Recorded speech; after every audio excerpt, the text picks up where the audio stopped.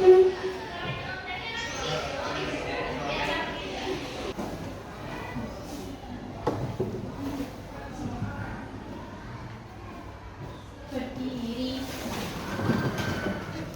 Beri salam. Selamat pagi, Pak. Selamat pagi, Assalamualaikum warahmatullahi wabarakatuh. Waalaikumsalam warahmatullahi wabarakatuh. Silakan duduk.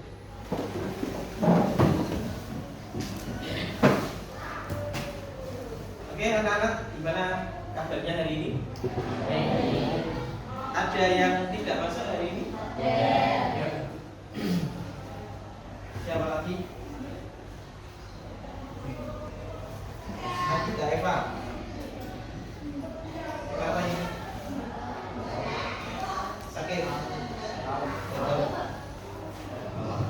Di Aditya. Juga Muhajir.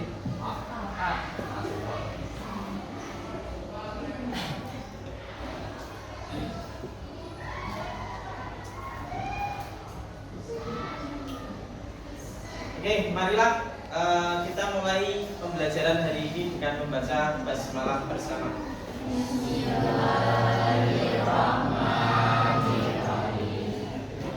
Nanti hari ini kita akan melanjutkan pembelajaran IPS kita. Kalau kemarin kita mempelajari tentang pembangunan dari era Orde Lama sampai Reformasi. Nah, hari ini kita akan membahas tentang tolok ukur keberhasilan pembangunan sebuah negara. Nanti apa hubungannya dan sebagainya.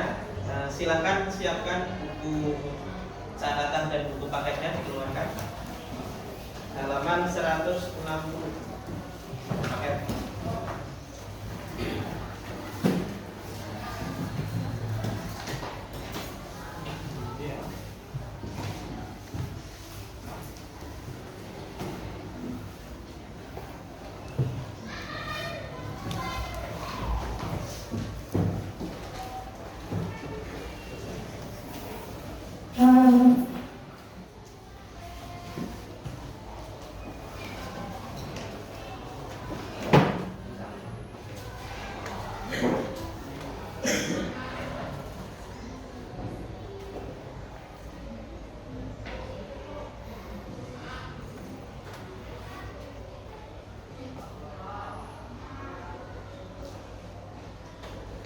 Ini yang akan kita bicarakan ini ya. Kalau ukur kemajuan pembangunan, tujuan pembelajarannya nanti kalian peserta didik mampu menganalisis yang menjadi tolok ukur keberhasilan pembangunan. Baik, sebelum itu ada nggak yang bisa jawab pertanyaan ini? Apa yang menjadi tolok ukur keberhasilan pembangunan suatu negara? Ini. Yang minggu kemarin kita kan sudah bahas tentang pembangunan. Dari Orde Lama bangun macam-macam, Orde Baru juga bangun sampai Reformasi. Nah sekarang kalau ditanya apakah Indonesia itu sudah berhasil membangunnya apa belum? Jawaban kalian apa? Sudah apa belum? Sudah. Kalau sudah, yang menjadi ukuran sudah atau belumnya apa? Menurutmu apa? Yuk bebas jawab. Menurutmu Indonesia sudah bangun belum? Sudah. Apa buktinya? Ada? Gedung-gedung. Apalagi? Jalan tol, jembatan, bandara. Oke, itu baru sebagian. Apakah kalau sudah membangun yang seperti itu sudah dianggap kita sudah membangun? Nah, nanti akan kita bicarakan di sini, ya.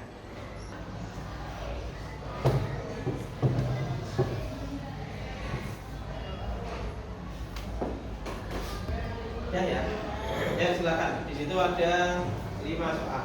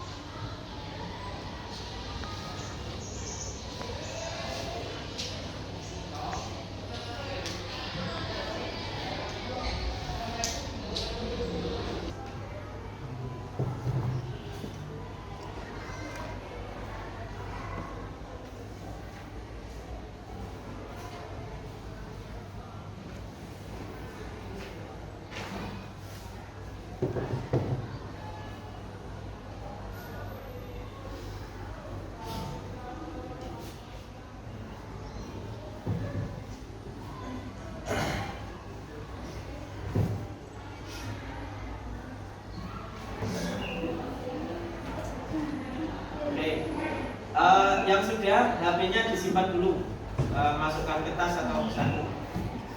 Yang sudah HP disimpan dulu.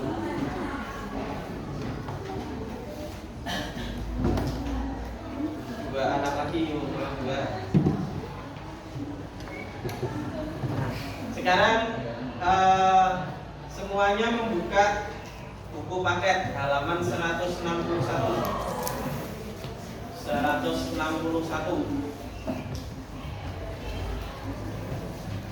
Bawa paket semua ya. 161. Lihat judulnya tolok ukur kemajuan pembangunan. Silakan kamu baca satu paragraf ini, satu paragraf di halaman 161 itu sampai akhir. Nanti Pak Aziz akan tanya isinya apa. Ya, silakan dibaca dalam hati.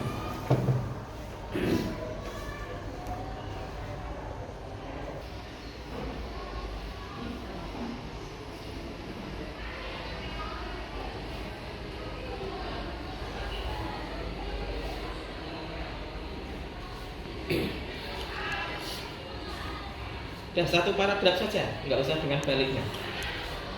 Bukan perlu saya tunjuk.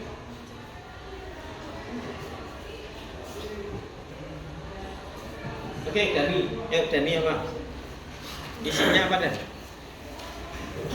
Indikator yang digunakan untuk tolok ukur pembangunan. Indikator yang digunakan untuk tolok ukur pembangunan. Oke. Ada yang mendapat lain? Isi dari situ? Dari paragraf itu? Ya. Yang berdiri ya. Ya, yang keras suaranya.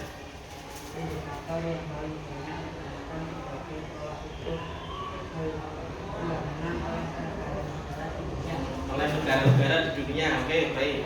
Ada lagi? Dua lagi, yuk dapat dua lagi. Ika, yuk Ika. Ya, berdiri.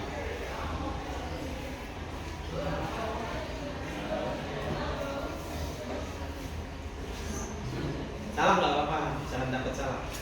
Isi dari paragraf tersebut adalah bagaimana cara mengukur keberhasilan dari sebuah pembangunan.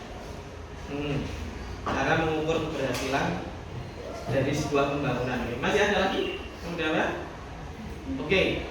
Jadi di paragraf itu isinya untuk mengukur keberhasilan pembangunan yang dulu itu pakai pertumbuhan ekonomi. Tapi untuk sekarang nanti ditambah dengan adanya ya kualitas kehidupan. Jadi nanti ada dua ukurannya yang dipakai oleh dunia. Oke, paham ya? Oke, sekarang buka halaman berikutnya. Di bawah itu ada gambar yang biru-biru itu. Nah, coba kamu amati, kemudian berpendapat dari gambar grafik itu. Judulnya Pertumbuhan Ekonomi Indonesia 2008-2018 sampai 2018. Coba diamati.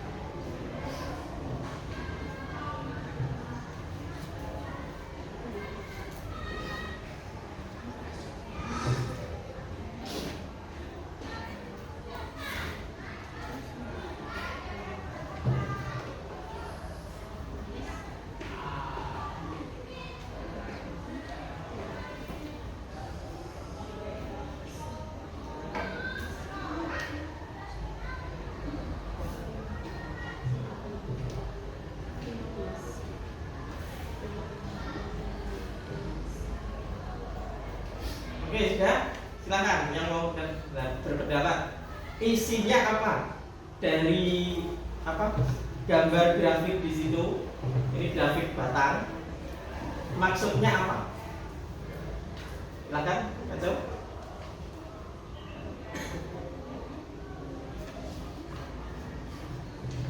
Mose, ayo Mose. Apa?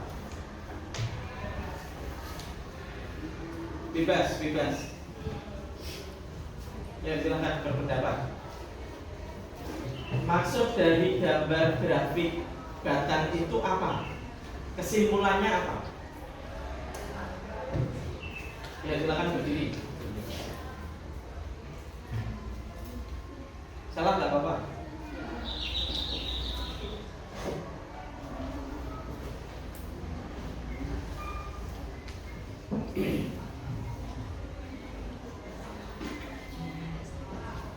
Apa?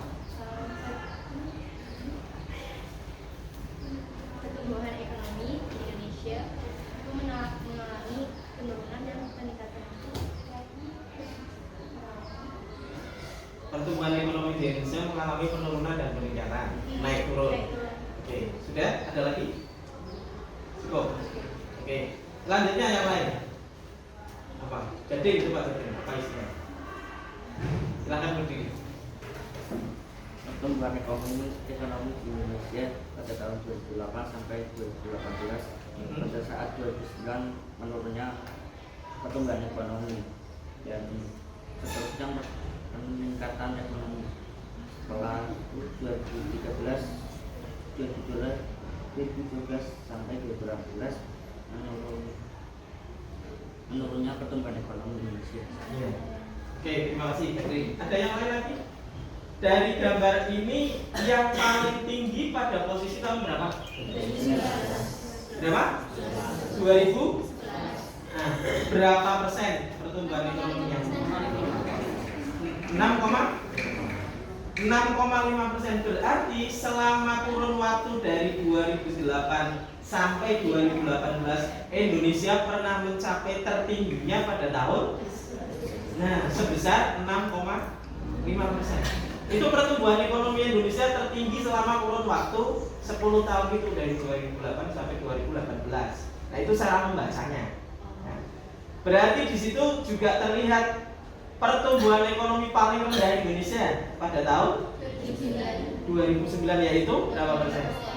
Nah, sampai sekarang ternyata pertumbuhan ekonomi Indonesia masih berjalan segitu. Masih tertingginya adalah tadi pada tahun 2011. Nah, itu cara membaca grafik seperti ini. Ya. Ya memang naik turun, tapi kan ada tertingginya tahun kapan, terendahnya tahun kapan. Berarti ketika kita mencapai tertinggi, itu ekonomi Indonesia sedang bagus-bagusnya. Nah, begitu terlihat paling rendah, berarti itu sedang tidak bagus ekonominya. Nanti bisa dirasakan sebenarnya di tahun itu kalau ekonomi Indonesia sedang tidak bagus, berarti Indonesia mungkin pekerjaan mesti susah. Nanti banyak orang pengangguran, banyak orang yang nganggur dan sebagainya. Tapi kebalikannya, saat ekonomi Indonesia pertumbuhannya tinggi, berarti pekerjaan gampang. Uang udah duit. Kalian mungkin anak sekolah mesti sanggupnya akar-akar. Nah, itu bisa dicirikan gitu ya. Oke. Nah, selanjutnya nanti kita akan diskusi yang dinamakan dengan diskusi fishbowl. Pernah dengar diskusi fishbowl? Fishbowl. Fishbowl. Fish itu artinya ikan. Bowl artinya bowl itu seperti akuarium, kolam. Atau bisa diartikan mangkok, berarti ikat dalam mangkok. Nah, nanti silakan bentuknya yang kursi paling belakang tolong digeser ke belakang semua. Yuk, silakan mulai bergerak. Ke belakang semua dulu, kemudian minta tolong yang sini dihadapkan biar ke belakang.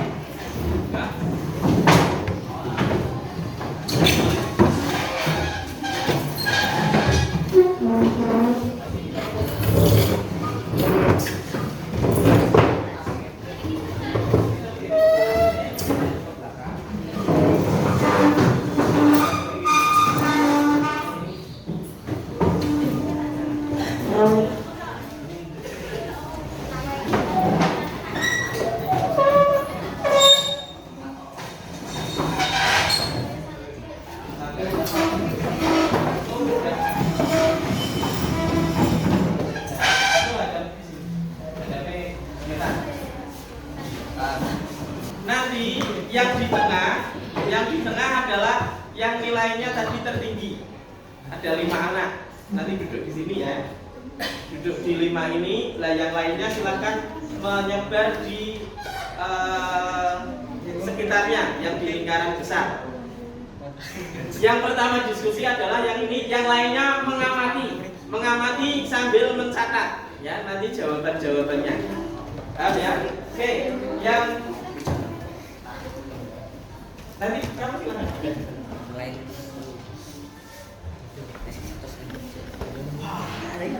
Oke, ini hasil asesmennya. 1 Ika Ismatul, 2 Ismatul Fa'ani, Rizal Alsia Andwi, Seka Mosian, Dian Rizky. Yuk berada di 5 ini. Yang ini berarti yang tidak mundur ke cari tempat duduk yang berada di luar. Yang di ini, yang di lingkaran luar. Ini boleh pakai. Tidak terpakai bisa mundur.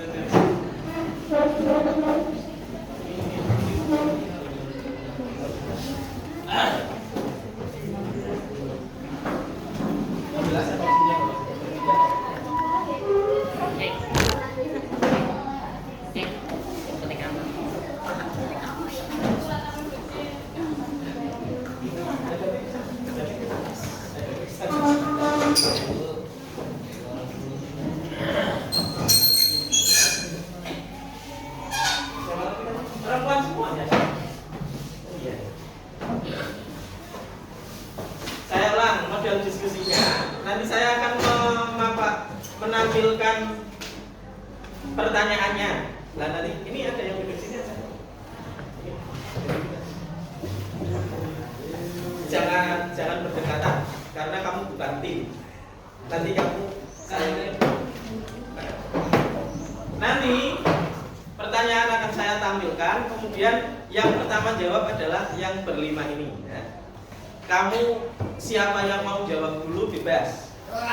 Yang selanjutnya boleh menanggapi jawaban yang orang pertama atau boleh menjawab yang beda. Nah nanti yang berada di luar itu silahkan mengamati. Mengamatinya nanti pendapatnya siapa yang bagus. 1. Kemudian kamu setuju nggak dengan pendapat yang di tengah ini. Nah karena nanti selanjutnya sesuai urutan itu kamu akan menggantikan yang berada di tengah ini. Gantian sesuai urutannya ya nanti. Pertanyaannya nanti masih sama. Oke ya.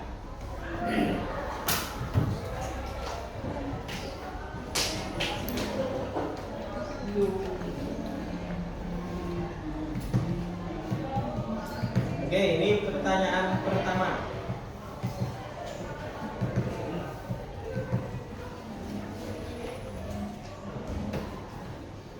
Oke, di dalam tolak ukur pembangunan disebutkan jika indikator pembangunan bukan dilihat dari jumlah pembangunan fisik, tapi dari peningkatan kehidupan manusianya. Mengapa demikian? Silakan yang berlima ini berpendapat gantian. Boleh saling menanggapi, boleh saling mendebat, boleh hanya berpendapat sendiri-sendiri. Gantian. Ya, siapa dulu? Di dalam tolak ukur pembangunan disebutkan jika indikator pembangunan bukan dilihat dari jumlah pembangunan fisik saja, ya, tapi dari peningkatan kehidupan manusia. Mengapa demikian? Ya. Artinya berarti yang kamu pahami sekarang kalau pembangunan itu ada jalan raya, ada bandara, ada jembatan, jalan tol dan sebagainya. Menurut ini bukan dilihat dari itu, tapi yang dilihat adalah peningkatan kehidupan manusianya. Manusianya yang ada di dalam negara itu meningkat ya kehidupannya. Kalau infrastrukturnya tadi jalan jembatan semuanya terbangun, tapi manusianya isi utuh tidak meningkat, berarti dianggap belum pembangunan. Nah, silakan berpendapat. Mengapa demikian? Yang berlima ini dulu.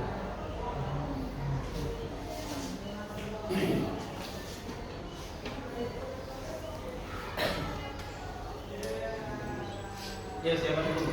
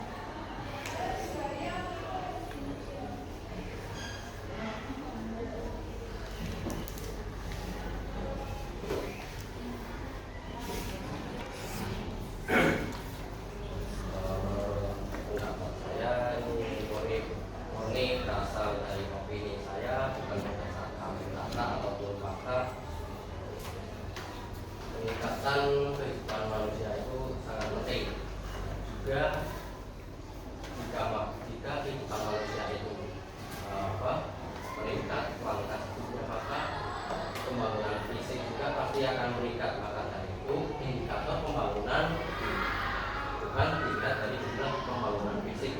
Cuma pembangunan fisik banyak, tapi kalau kualitas manusianya masih rendah dan tidak bisa memanfaatkan pembangunan tersebut yang tidak sedia. Jadi lebih penting meningkatkan kualitas manusia tersebut untuk membangun sebuah infrastruktur ataupun yang lain. Oke, ya terima kasih tepuk tangan. Oke, ini Dani tadi sudah memancing kita. Dia berpendapat seperti itu, pentingnya sebuah pembangunan untuk peningkatan kehidupan manusianya. Silakan yang berada di tengah boleh menanggapi, boleh tidak setuju, atau mau berpendapat sendiri lagi. Silakan. Setujunya di mana? Silakan setuju, kemukakan setujunya. Yuk berdiri. Salah satu yuk, yang 5 yang di tengah.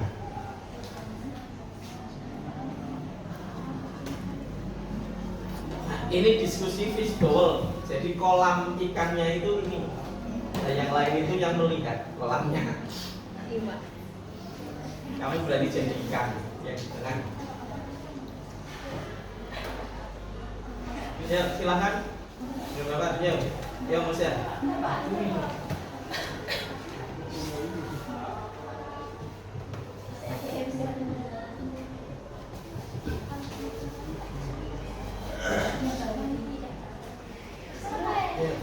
Gantian siapa yang berani? Wes Mas ya, ayo berdiri.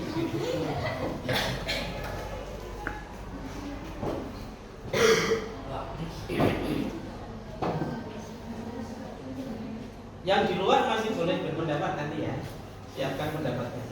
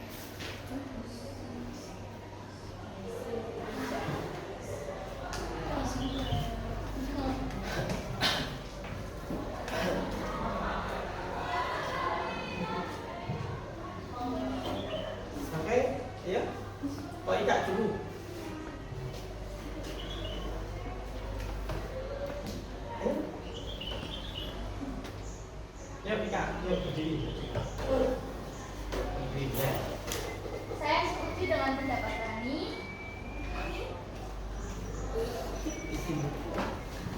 Terus? Setuju terus?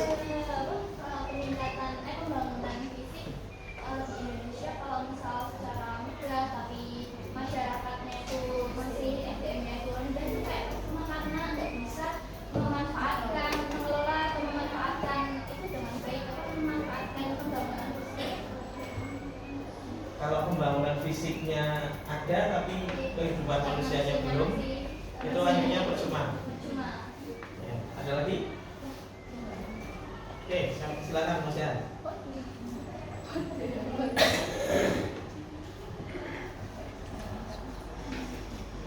Atau ini kalau saya tanggapi, bukankah kalau ada pembangunan fisik otomatis pembangunan manusianya juga terbangun juga? Bisa otomatis nggak? Belum tentu. Coba dikemukakan alasan belum tentunya gimana? Contohnya ini yang dilakukan Indonesia sejak zaman Orde Lama sampai sekarang reformasi kan membangun fisik, ya kan?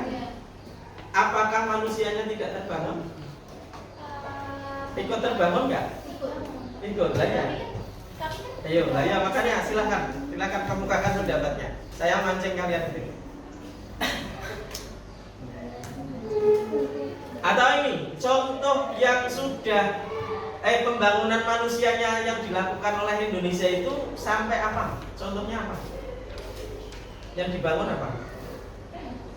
Manusianya. Kita kan melakukan pembangunan dua, fisik sama pembangunan manusia. Ya yang pembangunan manusia apa?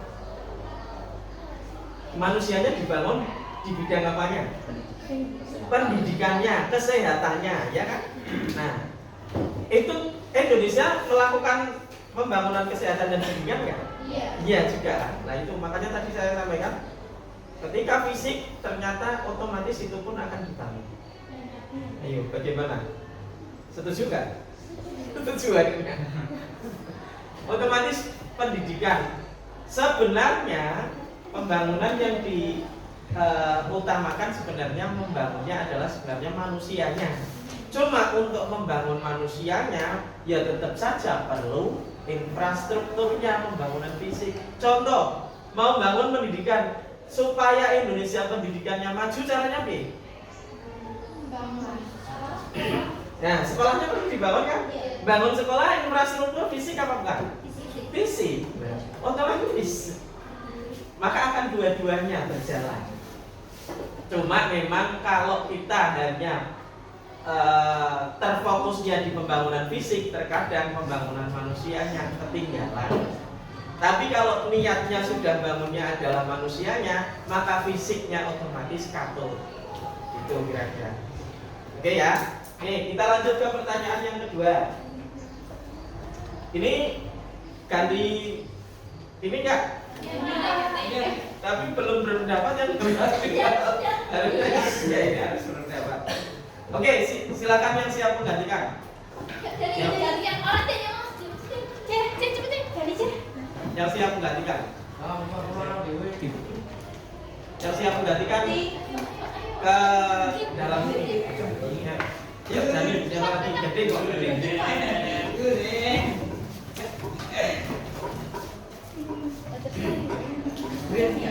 Ya, bisa ya. Ini kamu belum bisa ya.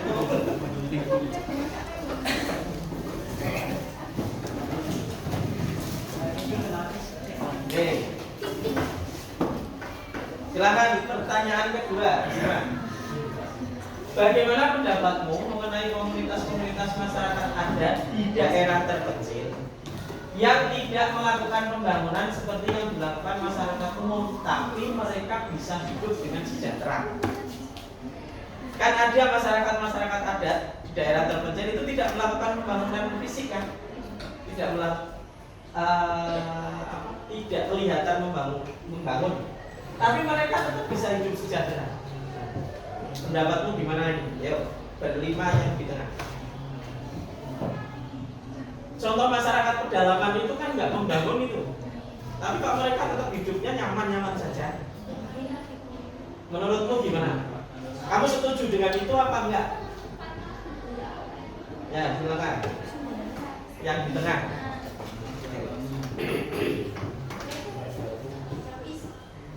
Seperti suku Badui itu. Nah, suku Badui itu kan hanya di dalam tok mengandalkan apa yang ada di dalamnya. Tapi mereka nyaman kan? Ya, tetap hidup sejahtera. Pendapatmu gimana? Menolak suku Badui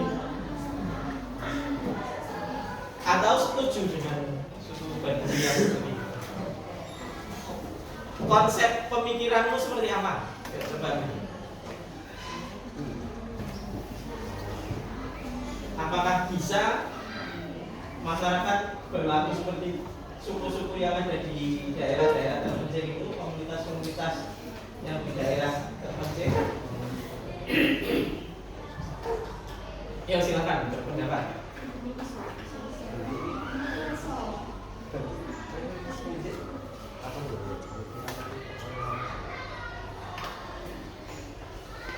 Boleh lagi yang di luar lingkaran. Yang kemungkinan besar masih berkeberatan sih.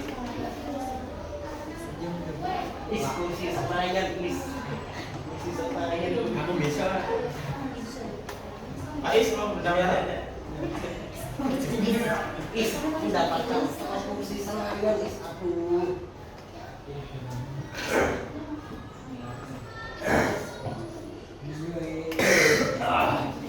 Kita semua tuh. Gak tikat lagi semua tuh. Lorone. Silakan. Ya. Gak ada lagi. Ya. Yuk, bebas. Kamu boleh setuju, boleh enggak. Boleh mengungkapkan pendapat sendiri juga. Ya. Silakan.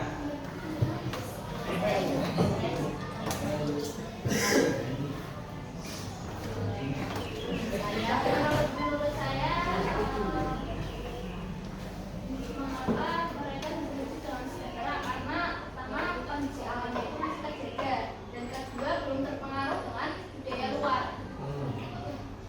Ini kamu setuju seperti mereka? Maksudnya kita kan bukan komunitas yang terpencil ya, kita masyarakat yang normal. Kamu setuju meniru mereka atau enggak? Tetap ingin melakukan pembangunan? Tetap pembangunan. Oke, ya terima kasih. Silakan dulu. Yang lain.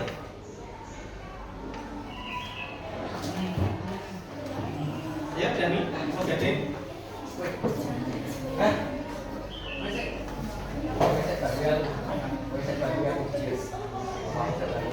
Ya, silakan gading.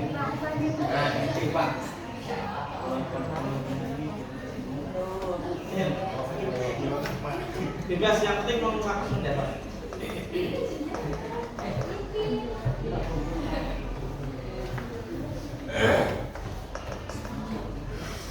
Ya, silakan Dani. Berdiri. Tadi pertanyaan Pak Aziz. Pertanyaannya tetap ini. Cuma kan tadi saya menggarisbawahi ya, apakah kalau setuju dengan ini berarti apakah kita tidak akan melakukan pembangunan? Kalau tidak setuju berarti kan kita akan melakukan pembangunan. Bagaimana pendapatmu tentang keadaan seperti ini? Saya masih mencoba pembangunan dan tidak setuju seperti komunitas-komunitas pedalaman. Alasannya karena komunitas pedalaman itu kan pasti kan adatnya masih kental, ada nilai-nilai kulturistik, nilai-nilai sosialnya masih solid dan melekat. Dan itulah yang membuat mereka bisa hidup sejahtera karena ya nilai-nilai itu. Sementara kalau pembangunan itu pasti akan memiliki nilai-nilai berbeda karena pembangunan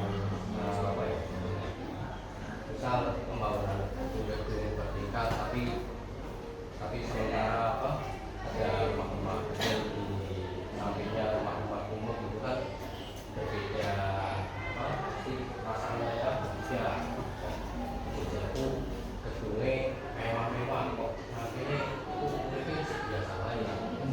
Oke, ya terima kasih. Kalau menurutmu kenapa yang di komunitas terpencil itu kok tetap bisa hidup sejahtera? Kenapa? Sumber dayanya masih kental, Pak.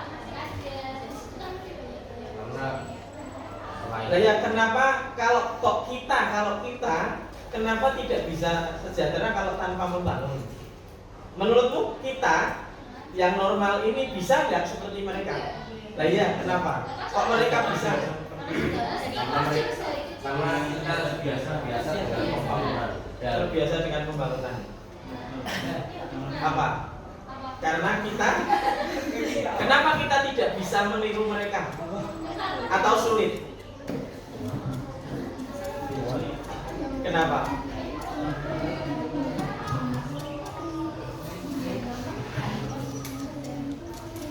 Oke, ya wis. Terima kasih. Terima kasih atas diskusinya. Ya, kita akan putar. berada di tempat masing-masing dulu. Nah, sekarang ini keluarkan HP-nya lagi untuk pertanyaan yang selanjutnya.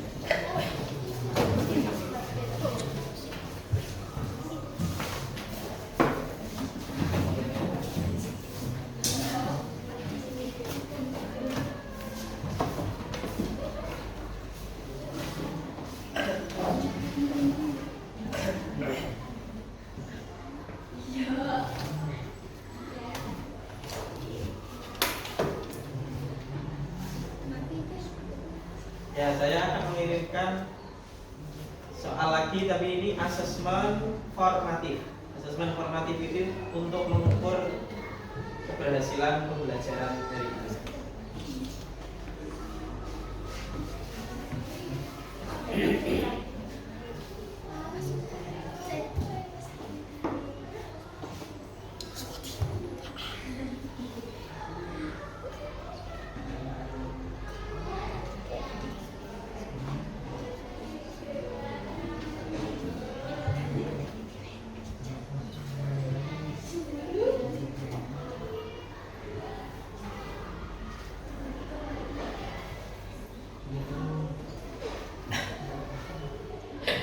Oke, silakan. Ya, kirim.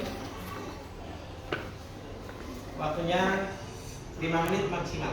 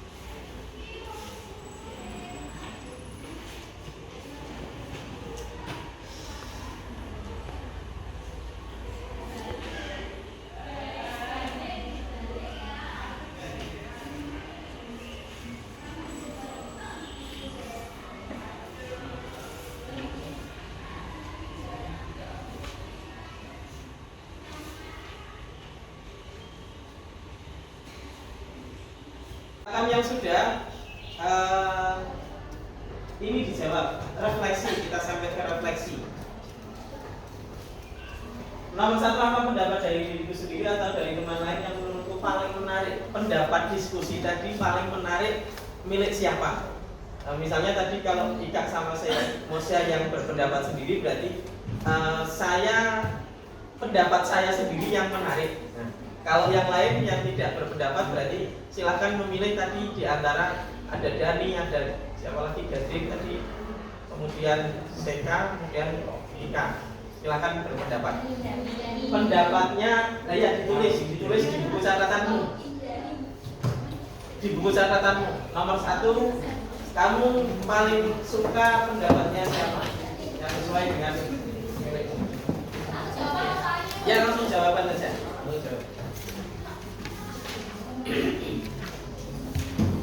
Di buku catatan langsung nomor 1 jawabannya.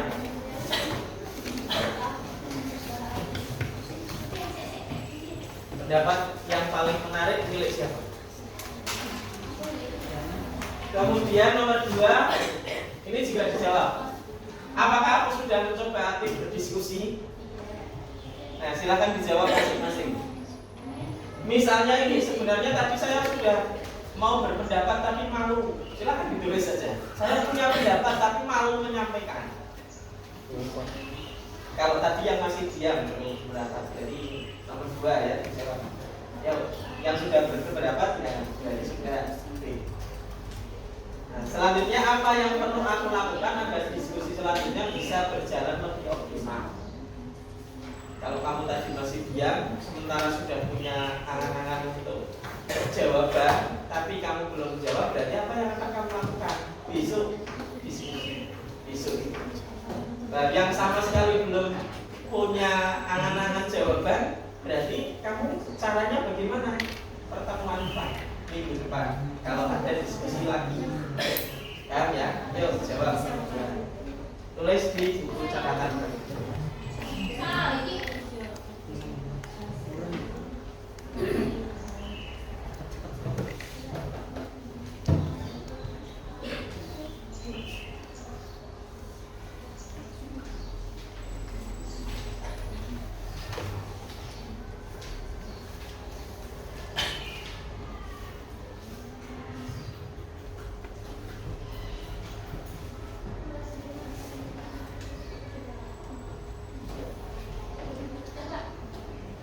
Ya.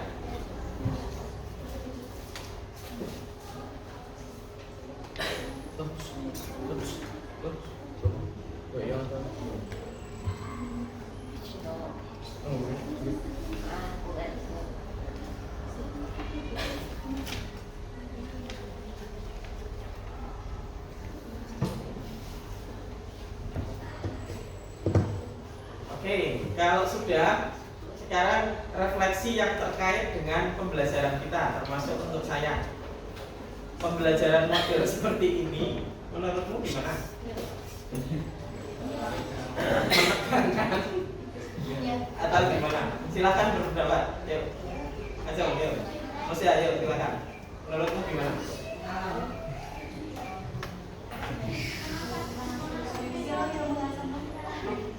Apa? Menurutmu ini ada plus minusnya? Plusnya apa? Minusnya apa? Kamu tidak setujunya gimana? Kalian, yuk, apa? Kepercayaan diri, ngasah mental, apalagi? Hah? Mengasah pikiran. Oke. Apa? Dapat menjawab. Ya. Yang ini, yang tidak kamu sukainya apa? Apa mengaturnya ribet? Mengaturnya ribet, tapi tadi agak cepat ya sebenarnya. Ya wes, no. Apanya? Oh, mengatur kata-kata. Merangkai kata-kata. Oh ya Pak Jatuh Cinta. Sulit merangkai kata-kata. Apalagi? Terutama yang tadi belum berpendapat, apa pendapatnya? Susahnya apa? Apa? Susahnya model seperti ini apa? Ragu. Kayak ragu. Berarti kalau kamu jawabannya ragu, untuk ke depan caranya gimana supaya tidak ragu? Mempelajari lebih lanjut. Atau sebenarnya Pak Aziz berkali-kali mengatakan tidak usah khawatir salah. Kenapa harus ragu? Kan tidak ada yang disalahkan. Ini diskusi. Yang penting berani mengemukakan pendapat. Gitu ya. Apalagi kira-kira? Yang kelompok pengamat yang di luar, apa pendapatnya ini? Yang di luar. Kira-kira bisa dilakukan diskusi seperti ini lagi apa enggak? Hah? Bisa seperti ini lagi apa enggak? Bisa. Dengan persiapan yang optimal. Oke, terima kasih. Ini jam-jam sudah hampir selesai. Nanti pertemuan depan mungkin kita sudah ganti materi lagi, redistribusi pendapatan. Nanti ada menghitungnya. Oke, terima kasih. Mari kita tutup kegiatan pembelajaran hari ini dengan membaca hamdalah bersama-sama. Alhamdulillah. Silakan dikembalikan lagi posisi tempat itu. Terima kasih.